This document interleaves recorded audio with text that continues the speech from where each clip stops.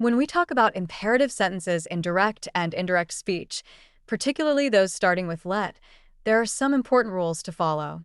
Let's dive right in. First, when you have a direct speech that begins with let, like in the sentence, the man said to the peon, "Let the boys come in," we change it to indirect speech by replacing said to with told or asked. So it becomes, the man told the peon to let the boys come in. Notice how we also remove the comma and the quotation marks, replacing them with to. Let's look at another example. The mother said to the daughter, "Let the guests start their dinner."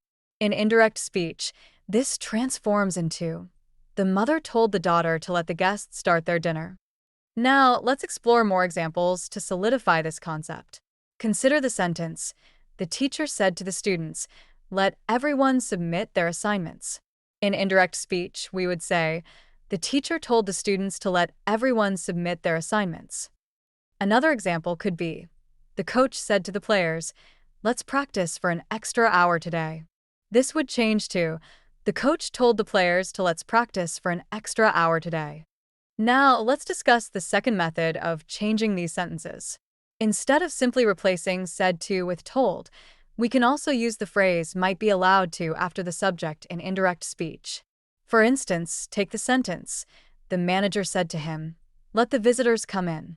In indirect speech, this becomes, the manager told him that the visitors might be allowed to come in. Let's try another example. The principal said to the teachers, "Let the students leave early today." In indirect speech, it would be, the principal told the teachers that the students might be allowed to leave early today. Here's one more. The director said to the staff, "Let the new policy take effect next week."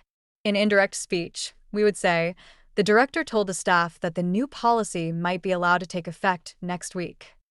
These transformations help us convey the same meaning while adhering to the rules of indirect speech. Remember, when dealing with imperative sentences that start with let, the key is to switch said to for told or asked, and to replace the direct command with to in the indirect form.